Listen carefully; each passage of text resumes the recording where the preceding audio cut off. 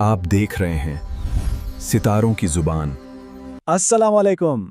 आज का ये तज्जिया बहुत ही मज़ेदार होने वाला है। हम बात कर रहे हैं उन अफराद की जिनके नाम अंग्रेज़ी के हरूफ ए और पी से शुरू होते हैं। आपने कभी सोचा होगा कि क्या वाकई नाम के पहले हर्फ से किसी की शख्सियत का पता चल सकता है? बिल्कुल। आज हम इन्हीं दो हरूफ की आपस में मुताबिकत और उनकी फितरत के छुपे हुए पहलुओं को खोलकर देखने वाले हैं। तो चलिए इस तज्जिए की गहराई में चलते हैं और देखते हैं कि डेटा इनके रिश्तों के बारे में क्या कहता है। तो सबसे बड़ा सवाल जो जहन में आता है वो ये है कि क्या ए और पी की जोड़ी वाकई कामयाब हो सकती है। मेरा मतलब है यहाँ हम दो ऐसी शख्सियातों की बात कर रहे हैं जो फितरती तौर पर एक दूसरे से बिल्कुल मुख्तलिफ हैं। दो बिल्कुल अलग मिजाज रखने वाले लोग क्या हकीकत में एक साथ हार्मनी और सक्सेस हासिल कर सकते हैं? चलिए देखते हैं। अच्छा, आगे बढ़ने से पहले इस कॉन्सेप्ट पर नजर डालते हैं, नाम और शख्सियत। इस जायजे की बुनियाद इस बात पर है कि इंसान के नाम का पहला हर्फ उसकी मखसूस आदत से गहरा ताल्लुक रखता है। ये महज को इत्तेफाक नहीं माना जाता, बल्कि मखसूस बिहेवियरल ट्रेट्स हैं जो इन इब्तिदाई हुरूफ के साथ जुड़ी हुई होती हैं। तो सबसे पहले बात करते हैं ए नाम वालों की खासियत की। इनकी नफ्सियाती प्रोफाइल आखिर कैसी होती है?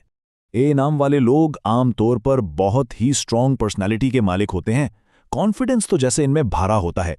ये इंतहाई एम्बिशियस होते हैं और तहकीक वाज़े करती है कि इनकी नेचर थोड़ी डोमिनेंट होती है।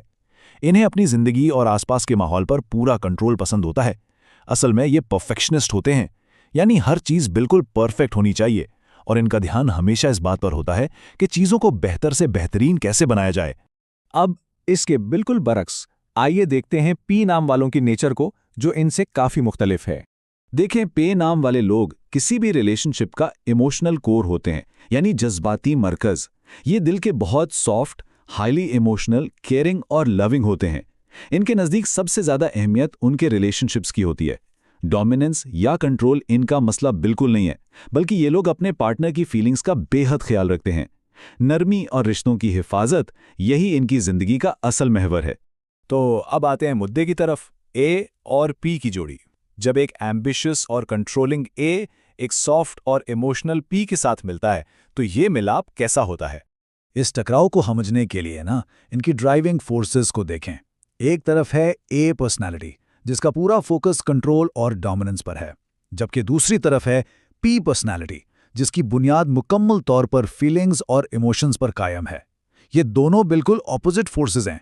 एक तरफ दिमाग का कंट्रोल चल रहा है और दूसरी तरफ दिल के जज्बात। यही चीज़ इस जोड़ी को बहुत यूनिक और किसी हद तक चैलेंजिंग बनाती है। अब जाहिर है, जब नेचर इतनी मुख्तलिफ होगी तो गलतफहमियां यानी मिसअंडरस्टैंडिंग्स तो हो सकती है ना। ये एक बहुत फितरी सी बात है। जब ए का डोमिनेंट नेचर किसी हाईली इमोशनल पी नेचर से टकराता है, तो दोनों के दरमियान फ्रिक्शन पैदा होना आम सी बात बन जाती है।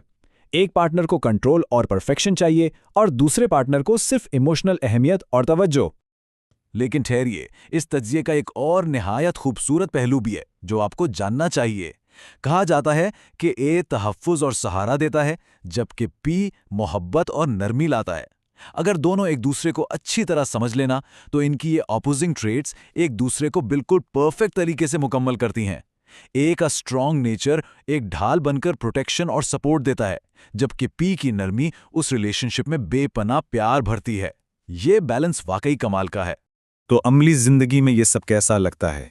आइए इनकी डायनामिक को प्यार और करियर के हवाले से देखते हैं।